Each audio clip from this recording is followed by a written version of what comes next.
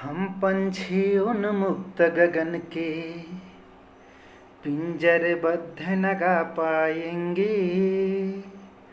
हम पंछी उन्मुक्त गगन के पिंजरबद्ध न गा पाएंगे। कनक तीलियों से टकरा कर, हाँ कनक तीलियों से टकरा कर पुलकित पंख टूट जाएंगे, पुलकित पंख टूट जाएंगे। सुप्रभात प्यारे विद्यार्थियों, आज हम कक्षा 7वीं की पुस्तक बसंत भाग 2 की पहली कविता हम पंछी उन्मुक्त गगन के, जिसके कवि हैं राष्ट्रीय चेतना से ओतप्रोत कविताएं लिखने वाले कवि शिवमंगल सिंह सुमन। शिवमंगल सिंह सुमन जी ने इस कविता के माध्यम से यह बताने की कोशिश की है कि आज़ादी का हमारे जीवन में कितना महत्व है। जब देश अपना गुलाम था तो हम खुलकर जी नहीं पा रहे थे। आज हमारा देश स्वतंत्र है तो हम जो चाहें वो पढ़ाई कर लेते हैं, जब चाहें तब पढ़ लेते हैं, मतलब अपनी इच्छा अनुसार हम जीवन जीते हैं, क्योंकि हम आज़ाद हैं, आज़ाद पंछी हैं। इस कविता में पंछी यानी कि चिड़िया के माध्यम से हमारे जीवन के महत्व को, आज़ादी के महत्व को प्रस्तुत करने की कोशिश की गई है। तो आइए हम कविता को सुनते हैं, पढ़ते हैं। स्वर में हम पढ़ेंगे, आप भी मेरे साथ पढ़िएगा कि हम पंछी उन्मुक्त गगन के पिंजरबद्ध न गा पाएंगे।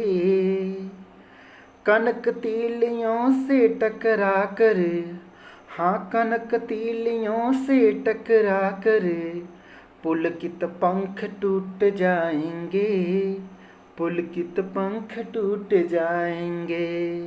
शिवमंगल सिंह सुमन जी कहते हैं कि एक पंछी है, चिड़िया है, और वो चिड़िया सोचती है कि हम पंछी उन्मुक्त गगन के, हम क्या हैं? उन्मुक्त मन होता है खुला हुआ, गगन माने आसमान।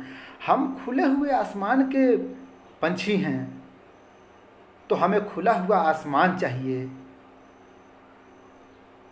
अर्थात हमें आज़ादी चाहिए। एक चिड़िया अर्थात एक मनुष्य, वह भारतीय मनुष्य जो एक समय था कि ब्रिटिश शासन के अंतर्गत अंग्रेज़ों का गुलाम था।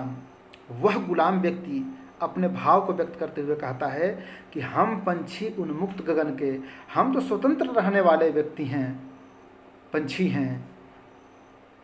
तुम हमें गुलाम करके रखे हो तो इसमें हम जी नहीं पाएंगे। क्या होगा? तुम गुलाम रखो और भले ही सोने के पिंजड़े में हमें रखो, सारी सुख सुविधाएं दो, कोई फायदा नहीं।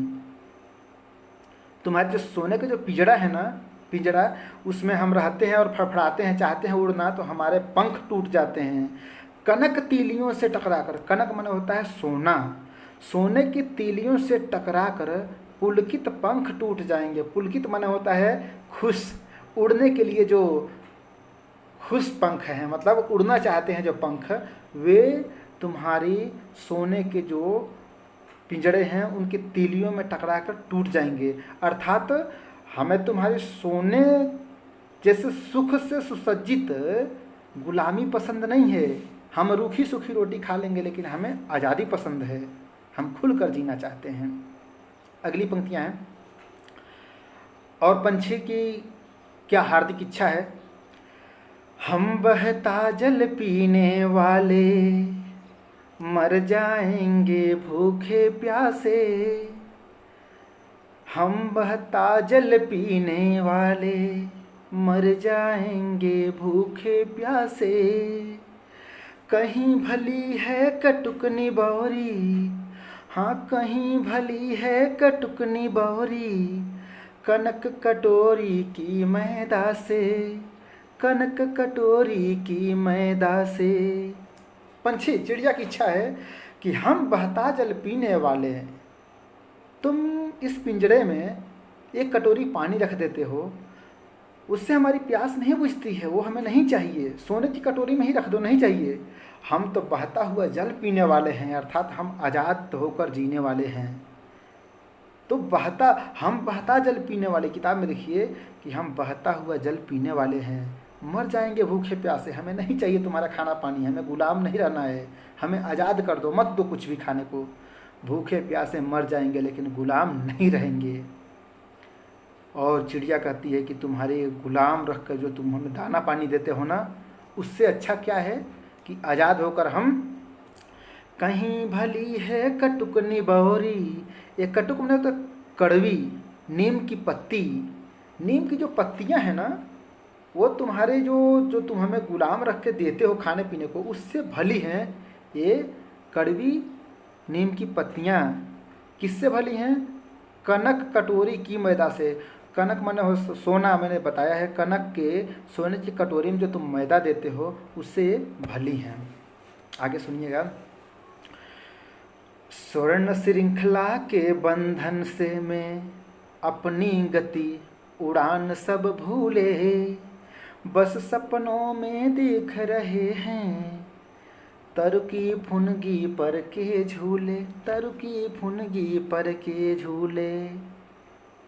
एक समय था कि हम सब आज़ाद थे, स्वतंत्र थे, लेकिन तुमने हमें गुलाम कर दिया। जब गुलाम कर दिया तो क्या हुआ कि स्वर्ण श्रृंखला के बंधन में, तुम्हारी जो ये श्रृंखला है, बंधन है, गुलामी है, उसके बंधन में क्या हुआ, अपनी गति, अपनी स्पीड को, अपने चाल को, उड़ान सब भूले। हम सब अपने उड़ान को भूल गए हैं, अर्थात अपने टैलेंट को भूल गए हैं। देखिए प्यारे विद्यार्थियों, आज हम आज़ाद हैं तो अपने इच्छानुसार जीते हैं, जो चाहे वो खेल खेलते हैं, अपनी प्रतिभा का प्रदर्शन करते हैं। लेकिन शिव मंगल सिंह सुमन जी कहते हैं कि जब हम गुलाम हो जाते हैं तब हम अपने टैलेंट को भी भूलने लगते हैं।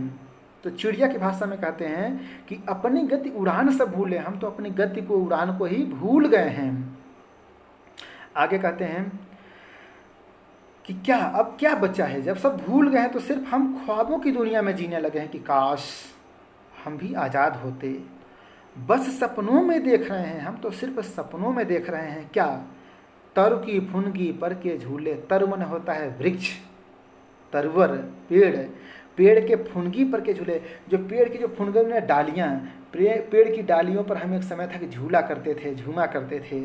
आज क्या है, आज हम गुलाम हो गए हैं तो वो सुख नहीं पा पाते हैं। अब तो सिर्फ सपना हो गया है।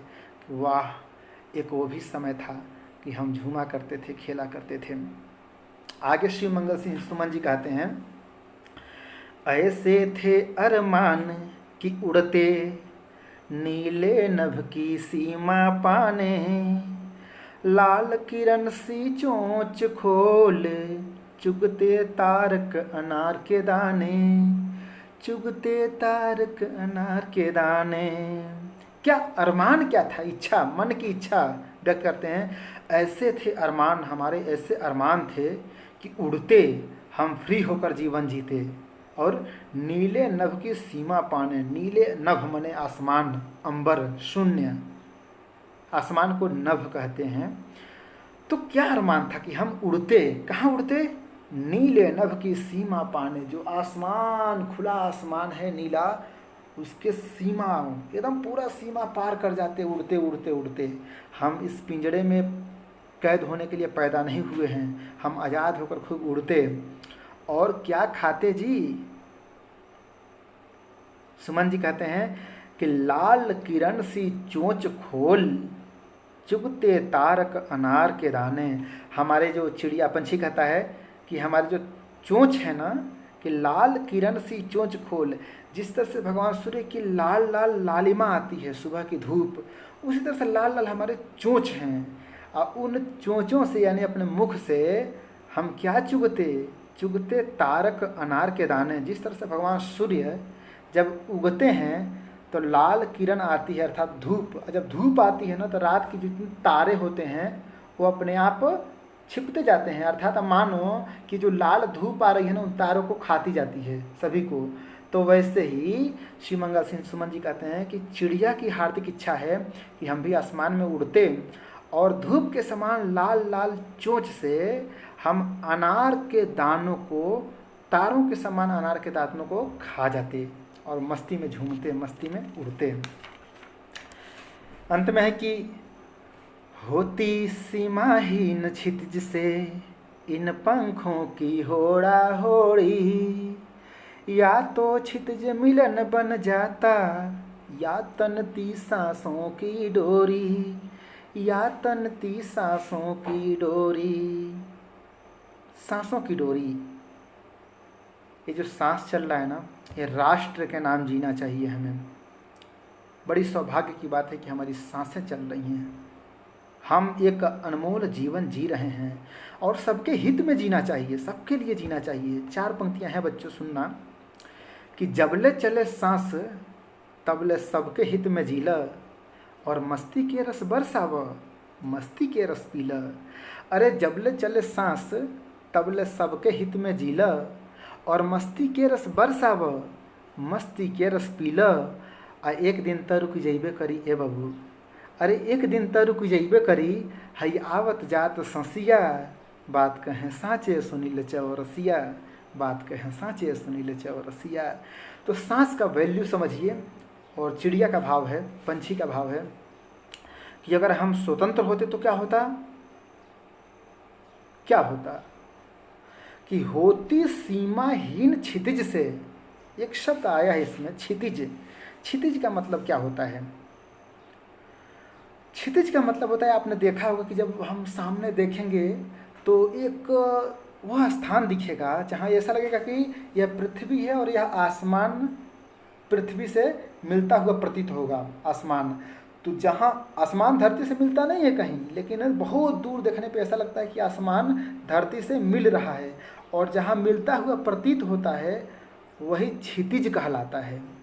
तो होती सीमाहीन क्षितिज से इन पंखों की होड़ा होड़ी, होड़ा होड़ी मतलब एकदम बहुत तेज प्रतिद्वंदी प्रतियोगिता होती है हमारी, कंपटीशन। तो हम लोग खूब तेज उड़ते, किस लिए कि हम उस क्षितिज को छू लें, मतलब खूब दूर तक उड़ के जाते। और या तो क्षितिज मिलन बन जाता, या तो हम उस क्षितिज को छू जाते, या फिर तंती सांसों की डोरी, या फिर हम प्राण पखेरु त्याग देते, अर्थात अपने मंजिल को प्राप्त करते। अंतिम 4 पंक्तियां हैं कि नीड़ न दो हे अंग्रेजों, अरे नीड़ न दो चाहे टहनी का, आश्रय छिन्न भिन्न कर डालो, लेकिन पंख दिए हैं तो आकुल उड़ान में विघ्न न डालो। पंछी कहता है कि नीड़ न दो, हमें नीड़ नहीं चाहिए। नीड़ मन होता है घोंसला, घोंसला नहीं चाहिए। चाहे टहनी का आश्रय छिन्न भिन्न कर डालो, ये जो वृक्ष की जो टहनी है, डाली है, वहाँ जो आश्रय जहाँ हम बैठते हैं उसको छिन्न भिन्न कर दो, तोड़ दो, हमें नहीं चाहिए। हमें घोंसला नहीं चाहिए, पेड़ नहीं चाहिए, डाली नहीं चाहिए, कुछ नहीं चाहिए। सिर्फ एक चीज़ चाहिए, क्या? लेकिन पंख दिए हैं तो, अगर प्रकृति ने हमें पंख दिए हैं, ईश्वर ने पंख दिए हैं, तो आकुल उड़ान में विघ्न न डालो। आकुल माने हमारे मन में व्याकुलता है, इच्छा है कि हम उड़ें, खूब उड़ें, तो इस उड़ान में विघ्न माने बाधा न डालो, अर्थात हमें आज़ाद कर दो। दूसरी भाषा में हम अंत में भाव समझ लें कि एक गुलाम व्यक्ति, जब हम गुलाम थे, अंग्रेज़ों ने हमें गुलाम रखा था, तो एक व्यक्ति यही कहता है अंग्रेज़ों से कि हे अंग्रेज़ों, हमें आवास मत दो, नीड़ मत दो, घोंसला मत दो, रहने का कोई आश्रय मत दो, कोई सुविधा मत दो, सब अपना ले लो और अपने वतन चले जाओ, क्योंकि हम आज़ाद पैदा हुए हैं और हमें आज़ादी पसंद है, हमें आज़ाद ही रहना है। तो यह भाव है। और आज प्यारे विद्यार्थियों, आज हम आज़ाद हैं तो आज़ादी का महत्व समझना चाहिए, हमें पूरा मन लगाकर पढ़ना चाहिए। आइए हम प्रश्नोत्तरी पर ध्यान दें। प्रश्न अभ्यास। पहला प्रश्न है कि हर तरह की सुख सुविधाएं पाकर भी पक्षी पिंजरे में बंद क्यों नहीं रहना चाहता है? सोचिए, सारी सुविधाएं मिल रही हैं फिर भी बंद नहीं रहना चाहता है, क्यों? क्योंकि उसे आज़ादी पसंद है, वह खुले आसमान में उड़ना चाहता है, अपने जीवन का आनंद उठाना चाहता है। दूसरा प्रश्न, पक्षी उन्मुक्त रहकर अपनी कौन कौन सी इच्छाएं पूरी करना चाहता है? आप खुद सोचिए, कौन कौन सी इच्छाएं पूरी करना चाहता है? वह खुले आसमान में उड़ना चाहता है, वह बहता हुआ जल पीना चाहता है, और वह अनार के दानों के समान तारों के समान अनार के दानों को भी चुनना चाहता है, खाना चाहता है।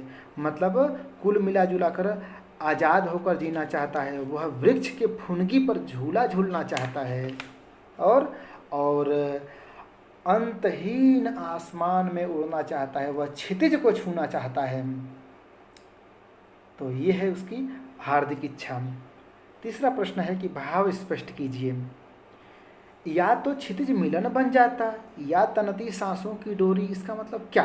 या तो क्षितिज मिलन बन जाता अर्थात क्षितिज मिलन बन जाता, अर्थात मैं जहाँ पर क्षितिज है वहाँ तक पहुँच जाता, अर्थात अपने लक्ष्य को प्राप्त कर लेता। या तनती सांसों की डोरी, या फिर सांसों की डोरी तन जाती, अर्थात हम मृत्यु को प्राप्त कर जाते। अर्थात वह दृढ़ प्रतिज्ञा करता है अंग्रेजों के सामने एक व्यक्ति कि या तो हम आज़ादी को प्राप्त करेंगे या फिर हम देश के लिए जान कुर्बान कर देंगे। जैसा कि हमारे देश के महापुरुषों ने, महात्मा गांधी, लाल बाल पाल, नेहरू, इन लोगों ने किया, और इनके साथ साथ असंख्य भारतीय लोगों ने भी किया, देश के लिए जान कुर्बान कर दिया। तब जाकर आज हम आज़ाद हैं, आज़ादी की सांस ले रहे हैं। हमें पूर्ण विश्वास है कि आपको ये कविता समझ में आ गई होगी। अगर नहीं समझ में आई है कुछ भी